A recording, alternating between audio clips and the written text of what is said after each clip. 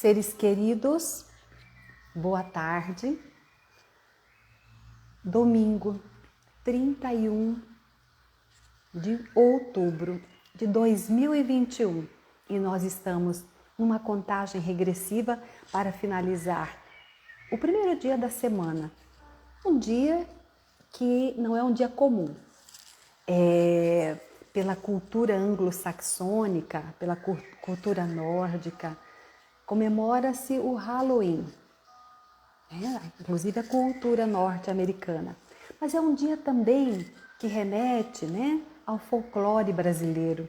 Hoje mesmo eu me recordava que existe uma coletânea de lendas narradas apenas por escritoras como Clarice Lispector, mas também como a atriz Aracy Balabanian, que narra lendas brasileiras numa coletânea lançada pela Biscoito Fino do Rio de Janeiro.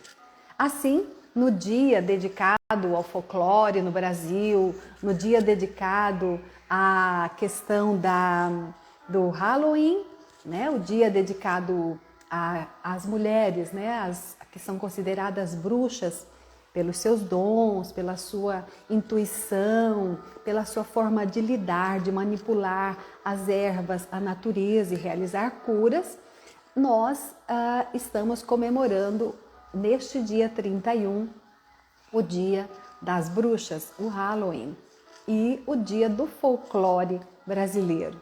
Então eu ofereço assim as boas-vindas para você. Aqui onde eu estou está chovendo, eu não sei se aí onde você está chovendo.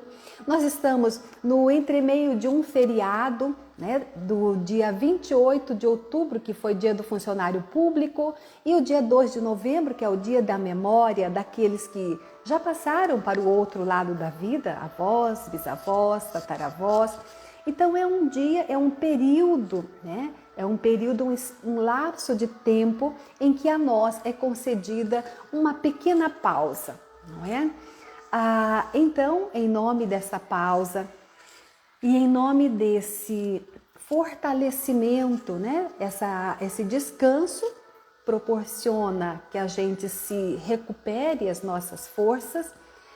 E neste dia, no primeiro dia da semana, eu proponho a reflexão sobre um tema e em seguida uma meditação, porque eu tenho praticado e tenho percebido o poder da meditação sobre a minha vida, como melhora a minha memória, como melhora a minha disposição, a minha criatividade, como eu fico uma tendência menos a ser compulsiva.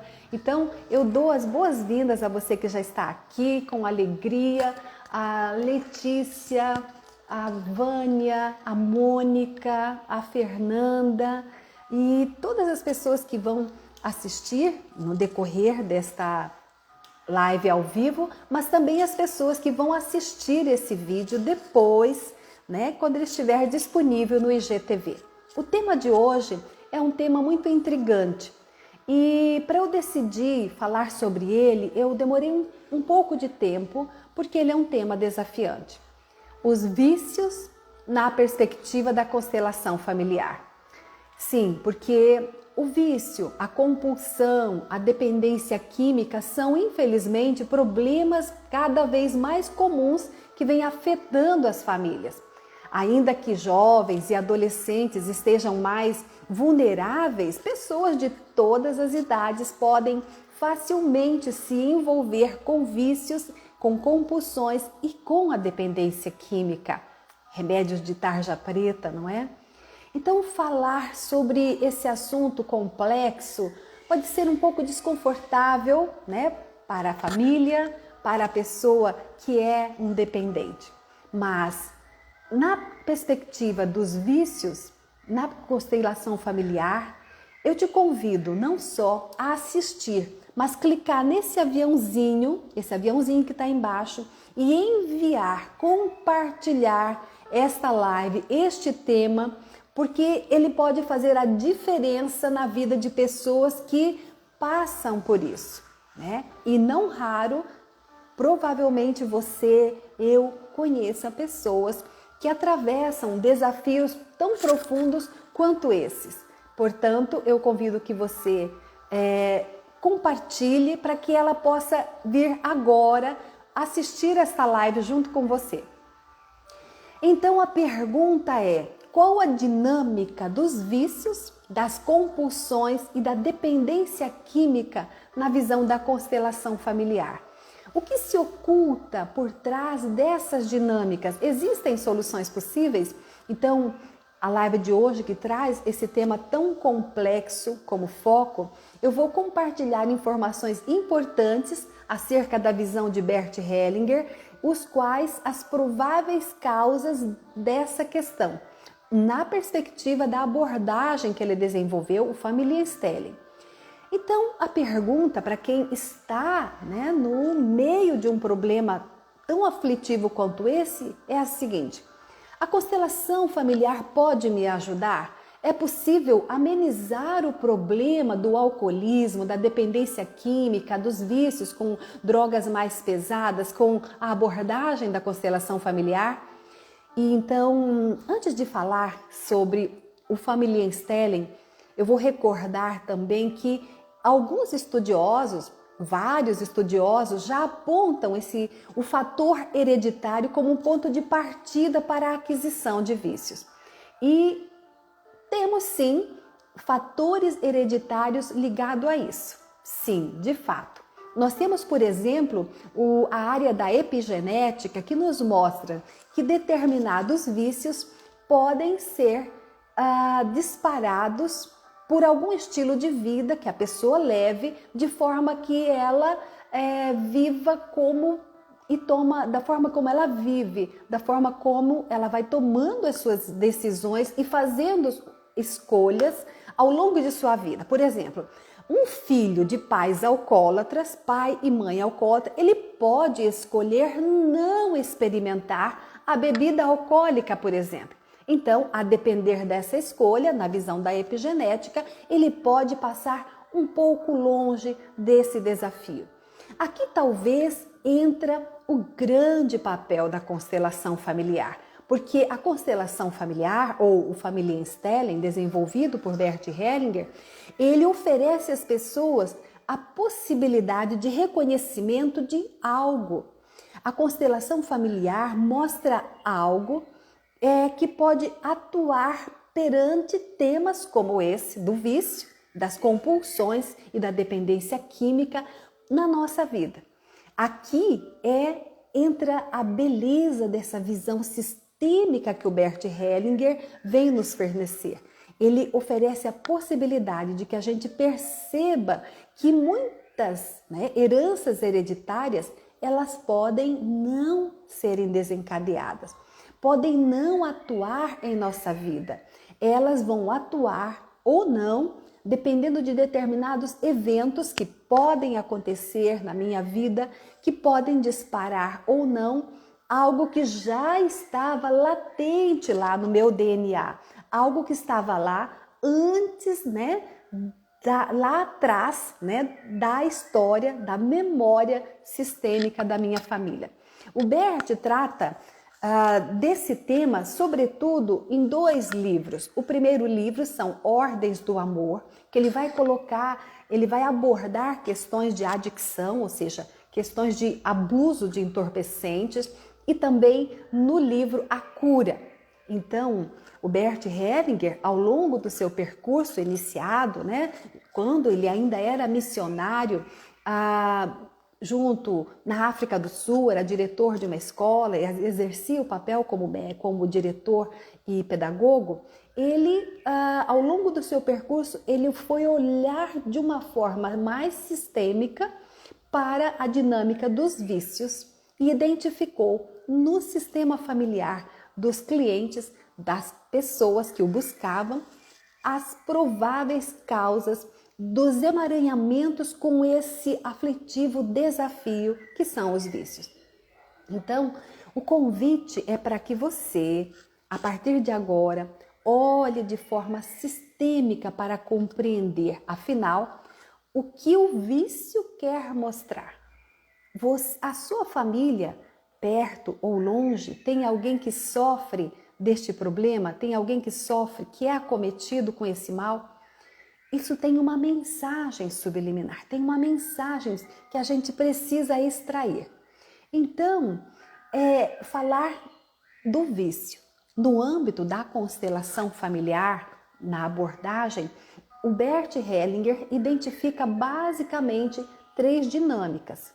Ele descreve 3 dinâmicas, mas é evidente que cada caso é um caso e que cada qual tem a sua particularidade.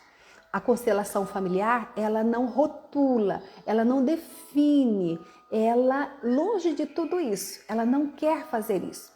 Cada qual vai ter o seu contexto de desenvolvimento, cada qual lida de forma, né? Cada um é um ser humano e as pessoas têm formas de vidas diferentes, têm formas de reagir diante das situações bem diferentes, diante de cada desafio, né? Assim, nem sempre vai exatamente ser de uma forma precisa e matemática por esses caminhos, mas o que a abordagem desenvolvida por Bert Hellinger sinalizou é que geralmente o que está por trás da dinâmica dos vícios são esses caminhos que eu vou apontar aqui. Quando algum cliente, né, busca um constelador e queixa-se de vício, geralmente aparecem essas 3 dinâmicas. Então, ele toma o vício e aponta, mas não quer dizer com exatidão que aquela pessoa que você conhece, que sofre com problema de vício, possa se enquadrar exatamente nessa. A primeira que ele identifica é a falta do pai. Isto mesmo. Isto ocorre frequentemente quando uma mãe, por inúmeros motivos, né, no seu relacionamento com o pai desta criança, ela não permite que o filho vá para o pai. Ela não confia nesse homem que, junto com ela, gerou uma vida. Então, quando essa mãe, de alguma forma, dá a entender à criança que aquele pai não é o pai certo para ela, atenção, isto pode não ser verbalizado, tá? Mas de uma forma inconsciente, ela vai deixando isso patente.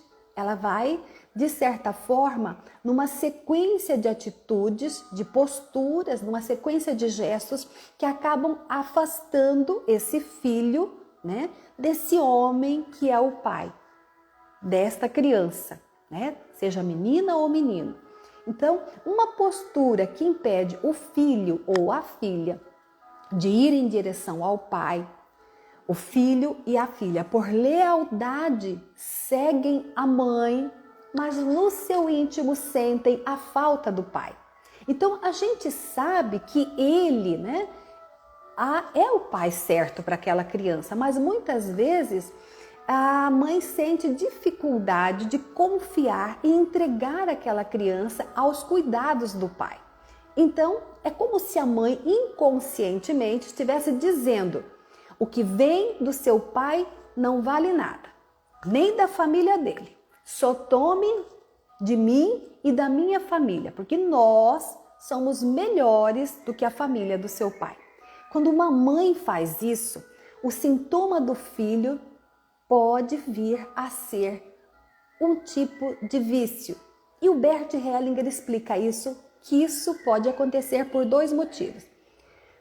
Essa criança, depois jovem, inicialmente lá na infância tem lealdade à mãe, na adolescência tem lealdade à mãe, mas ele inconscientemente desenvolve uma raiva, um distanciamento desse pai que é contrário àquilo que a alma dele deseja, que é ter a convivência e a presença do pai, mas ele faz isso por lealdade à mãe, até que ele cresça e se torne um jovem. E ele vai sentindo a necessidade de se tornar, de tomar essa porção masculina, essa necessidade de ter o pai. e começa a surgir uma certa raiva e uma revolta em relação à mãe. Atenção, essa raiva, ela é velada. Pode vir tomar forma de vício. Isso porque quando existe vício na família, existe por trás uma dinâmica de muita perda e de sofrimento. Neste sentido, então, é como se fosse uma vingança inconsciente desse filho com relação à figura da mãe, que disse não à função e o papel que o pai poderia e deveria desempenhar na vida deste filho, desta filha. Claro que isso não é consciente. O vício é um sintoma. Se fosse consciente, a criança falaria para a mãe sobre essa raiva, né, que ele sente, que não permite sentir em relação, que ele também reprime, porque ele não se permite sentir raiva da mãe. Isto é inconsciente. Aí acaba indo para o vício de uma forma indireta, inconsciente, para vingar-se dessa interdição imposta pela mãe ou aquele que cuida desta criança. E uma segunda situação que o Bert é quando o filho vai para o vício em busca do pai, quando ele consome algum tipo de substância, alguma droga, um fumo, um álcool, é como se ele estivesse consumindo o próprio pai, na tentativa de preencher o vazio da falta que a figura do pai faz na vida dele. Então, aquela substância é um substitutivo inconsciente para o preenchimento desta figura, porque a criança não recebeu aquilo que o pai poderia lhe dar. A constelação familiar muitas vezes mostra que a pessoa que faz um processo de adicção, ou seja, que faz o uso e o abuso, né, dos entorpecentes, ela faz para o preenchimento de algo que ela não quer reconhecer. A gente sabe que nunca vai se substituir o pai. E por essa razão ele acaba indo para o vício, porque vai ser necessário cada vez mais doses maiores, porque cada vez ele precisa de mais quantidades para poder suprir este vazio que está dentro dele. Bert Hellinger faz uma constelação sobre o fumo, o abuso do cigarro. E através da constelação ele mostra a falta do pai. Ao final, ele pede para o cliente tragar um cigarro e imaginar que estivesse tragando o pai.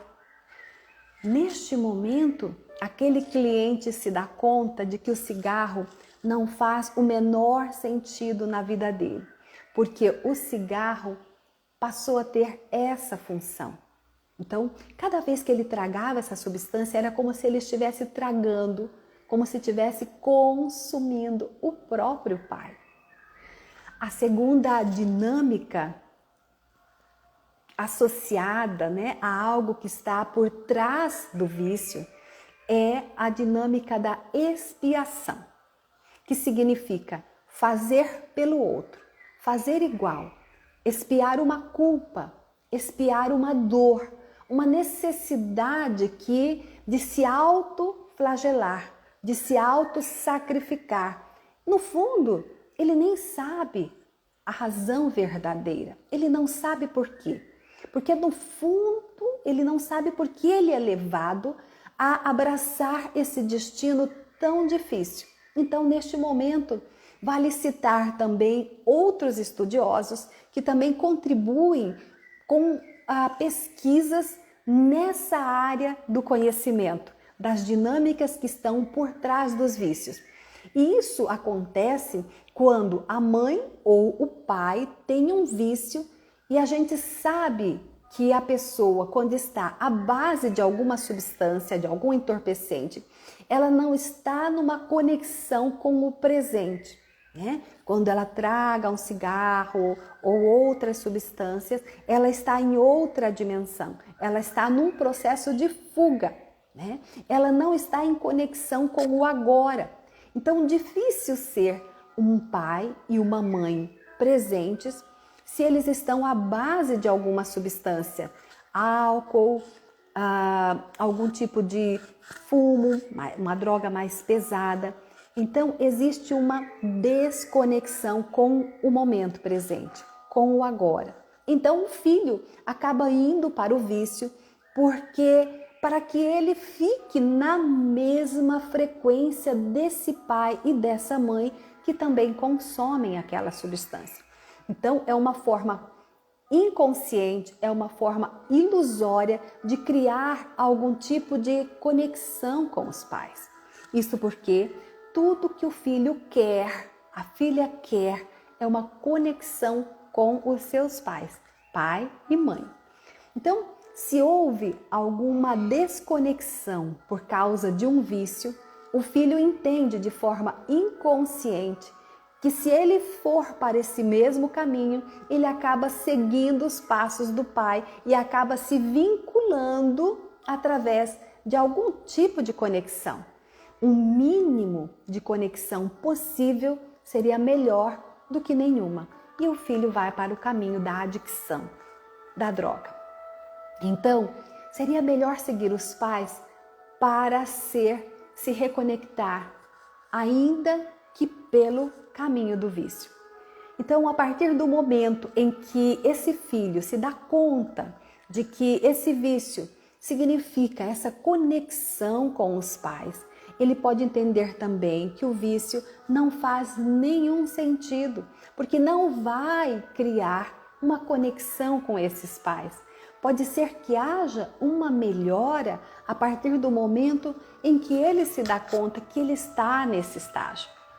Aqui está um dos papéis fantásticos, extraordinários da constelação familiar, que ela vem trazer à tona aquilo que está obscuro, aquilo que não é tão evidente, os segredos, determinadas questões familiares que até então estavam veladas e que não eram muito claras para nós.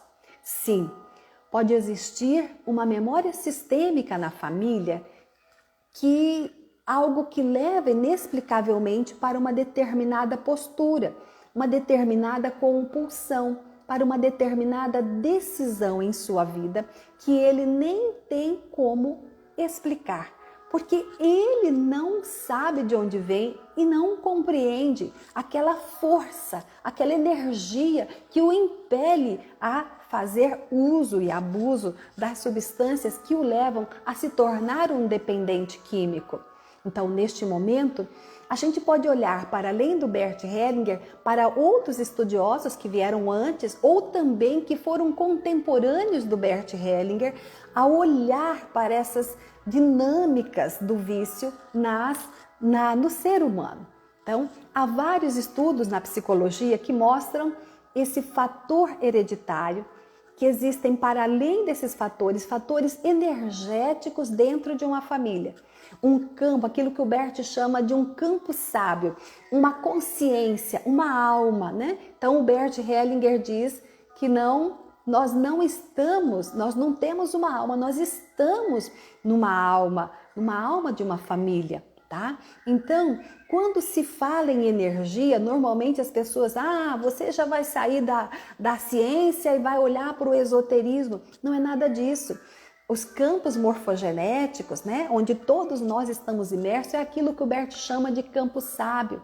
E energia é uma palavra que vem do grego, que significa movimento, que significa ação. Então, existe um movimento, uma frequência, uma energia dentro de cada alma familiar que leva alguém a tomar determinada postura de forma inconsciente, que leva alguém a uma determinada compulsão, uma determinada decisão na sua vida que ela nem sabe e nem por que razão poderia ir neste ou naquele sentido. Quem pensa sobre isso e relata e descreve é Ivan Borzomeni-Nagy, que ele demonstra que existe uma lealdade, algo que nem a gente mesmo sabe dizer o que é, mas que existe uma lealdade interna que nos impele a buscar, né, dentro da memória sistêmica da minha família, questões. Outros dois intelectuais que também pensam sobre essa questão é o Nicholas Abraham e a Maria Torok. Eles são dois estudiosos que viveram entre 1919 até 1975, são psicanalistas, são da Hungria e são mais conhecidos pelo seu trabalho no âmbito da psicogenealogia. Eu peço licença para olhar um pouquinho de uma forma muito panorâmica, muito rápida, porque eu quero deixar pista, eu quero deixar encorajamento, eu quero deixar estímulo para que você, a partir desta live, comece a olhar, né, para essas questões de uma forma aprofundada, tirar aquele olhar preconceituoso de excluir a pessoa que está num caminho de vício, uma pessoa que é dependente química, uma pessoa que ainda, né, está entorpecida e emaranhada com alguma dinâmica da memória sistêmica do seu sistema familiar. Muitas vezes está só precisando que alguém da família ouça esta live, busque um aprofundamento maior. E aí eu vou falar sobre esses dois de uma forma muito rápida. Então, Nicholas Abraham e Maria Torok, eles fazem um estudo na área da psicogenealogia. E eles vão fazer um estudo com o título Cripta e Fantasmas, né? Cripta no sentido de segredos, segredos no âmago da família, né? Então, determinados segredos enterrados na memória sistêmica de uma família. Eventos que aconteceram em uma família, mas que continuam atuando até hoje. Gente, isso pode ter acontecido há 80 anos atrás, há 100 anos atrás, mas isso continua no campo, na alma familiar, reverberando, tá? E a pessoa vai para o vício sem ter a clareza disso. Então, essa dupla de estudiosos faz uma abordagem diferente da abordagem da psicanálise. Por exemplo, alguns anos após a Segunda Guerra Mundial, que foi encerrada em 1945, psicanalistas do mundo inteiro começaram a receber em seus consultórios sobreviventes ou descendentes do Holocausto judeus da Segunda Guerra e começaram a observar fenômenos clínicos que guardavam relação com uma situação traumática vivida no passado. Em 1960, por exemplo, foi registrada a Síndrome do Sobrevivente do Holocausto, ou seja, esse indivíduo guardava culpa por ele ter sobrevivido ao campo de concentração enquanto seus familiares haviam sido dizimados pelo nazismo na Segunda Guerra Mundial. Na década seguinte, nos anos 70, os estudos recaíram sobre a segunda geração desses sobreviventes. E nos anos 80 e 90, os estudos recaíram sobre a terceira geração. E o denominador comum entre esses estudos do Abraham e da Maria Torok é que é o sinal dos traços traumáticos que possuem relação com uma situação vivida pelos nossos antepassados. E no caso, os indivíduos estudados foram os sobreviventes da Segunda Guerra Mundial que tinham peso na consciência por não terem morrido nos campos de concentração. Outra intelectual importantíssima é a Françoise Douto, que é uma psicanalista infantil, psiquiatra, que nas décadas de 70 e 80 estudou crianças autistas. E ela observou em seus estudos que era preciso buscar as causas da criança, do nascimento daquela criança autista, até 3 gerações recuadas na árvore familiar, na árvore genealógica daquela família. Então, Françoise Douto teve um programa de rádio, numa rádio estatal, uma rádio pública, chamada France Inter. Ela tinha um programa de responder perguntas dos ouvintes que tinham dilemas sobre a educação infantil e grande parte dessas questões eram dirigidas para crianças que apresentavam a síndrome do autismo. E ela acabou desenvolvendo centros para acolher essas crianças, nos centros infantis que ela chamou de Maison Verte. Ela publicou 40 livros, visando principalmente as mães dos autistas em particular. Então, após a citação desses estudiosos, eu vou recuperar a abordagem do Bert Hellinger para falar sobre o que está por trás, que dinâmica está por trás do vício num indivíduo da família, que é agora a terceira dinâmica, a dinâmica mais complexa, a dinâmica que representa o desejo de ir lentamente para a morte. Isso mesmo, você não ouviu mal. Um dos terceiros motivos ocultos atrás da pessoa é a tentativa disfarçada de um suicídio.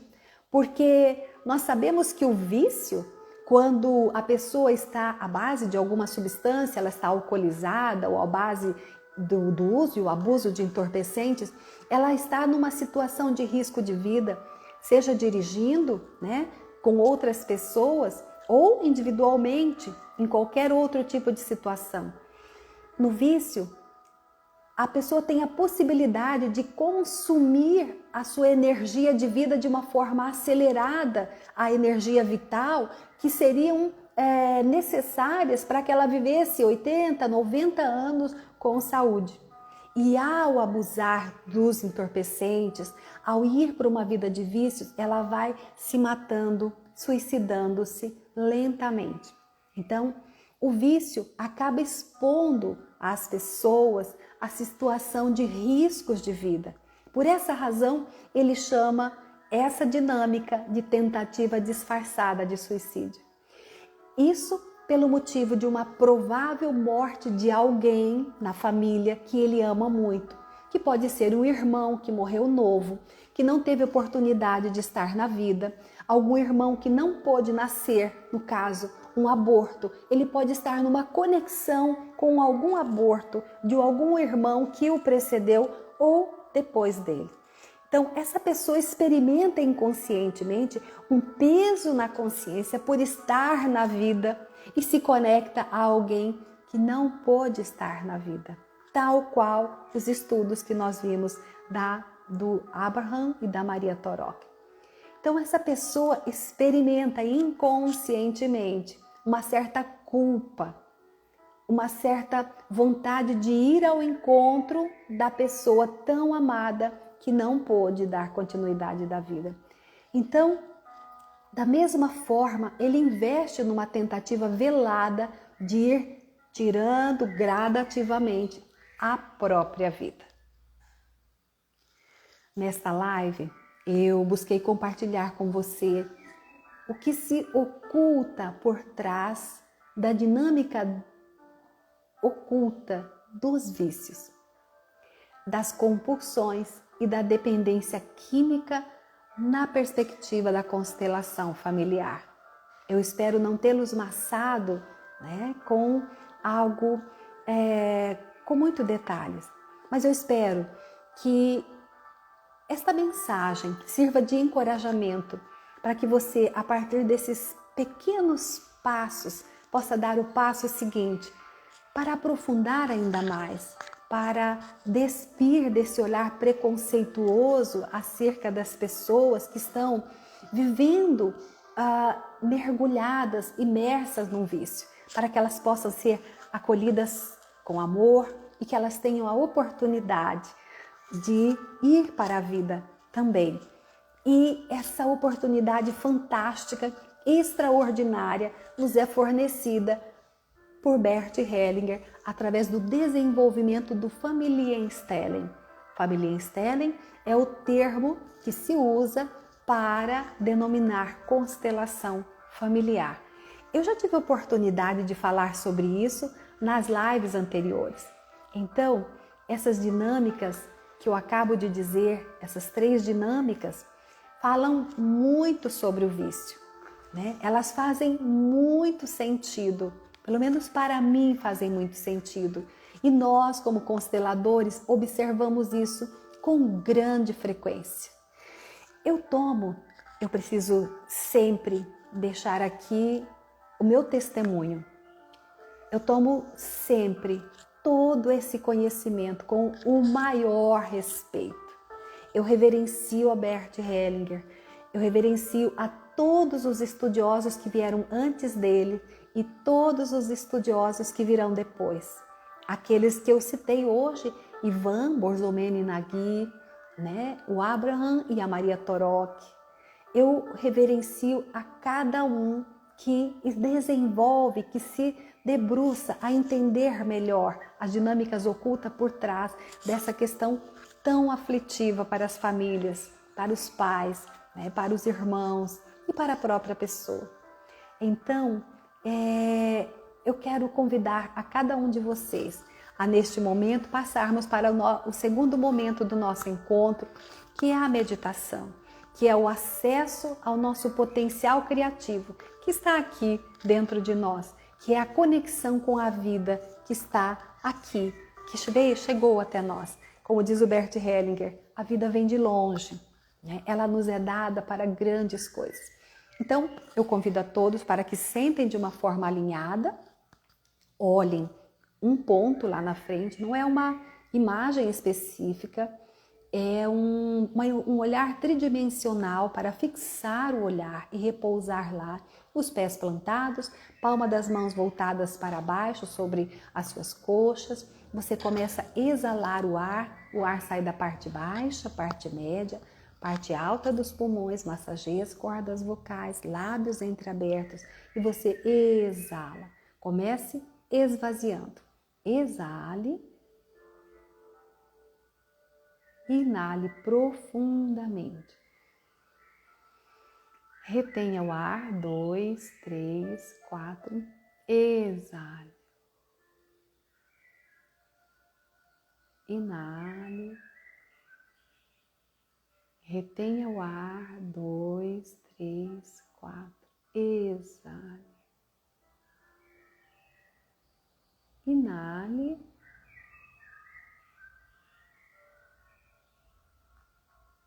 Dê um tempo para que o oxigênio limpe as suas alvéolos pulmonares e você exale, sem pressa. Deixe o ar massagear as cordas vocais, os lábios entreabertos. Inale. Retenha. Exale.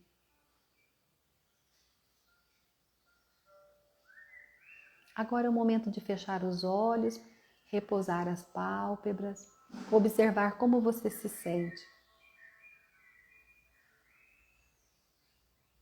Na sua tela mental, faça um rastreio.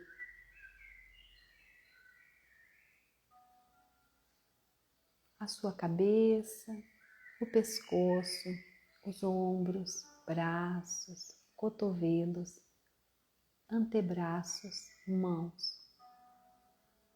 O tórax, o abdômen, os quadris, coxas, joelhos, pernas e pés.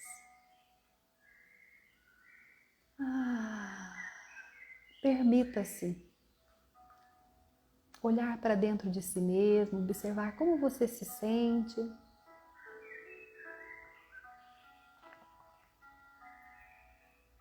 Acalmando a sua ansiedade pelo porvir, deixando de lado a melancolia por aquilo que já está no passado e trazer a sua atenção inteiramente para o agora, sem fuga, sem escapismos. Observe a sua respiração. Ar para dentro, o abdômen se expande. Ar para fora, o abdômen se contrai. Inale O abdômen se expande. Retenha o ar, 2, 3, 4, exale.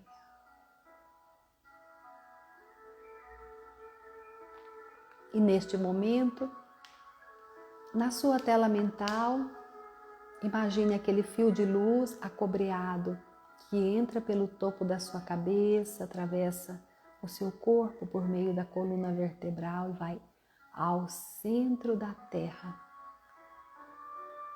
A Mãe Terra que nos acolhe. Somos seres espirituais vivendo essa experiência humana e a nossa vida chegou até mim, a sua vida chegou até você através de duas pessoas comuns, duas pessoas normais, como eu, como você, nosso pai e nossa mãe. Por isso, neste momento, eu convido para você imaginar aqui atrás, no seu ombro direito, a imagem do pai e no outro lado, no ombro esquerdo, a imagem da mãe. Inale profundamente, permita-se receber essa energia de vida que vem de tão longe. E agora, na tela mental ainda, tome um tempo e imagine atrás do seu pai, os seus avós paternos e atrás da mãe, os avós maternos. Tome um tempo para que eles se acomodem.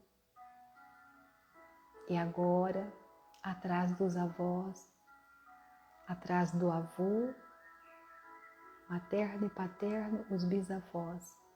Atrás da avó, paterna e materna, os bisavós. Quanta vida desses seres tão comuns quanto eu, que também têm sonhos, frustrações.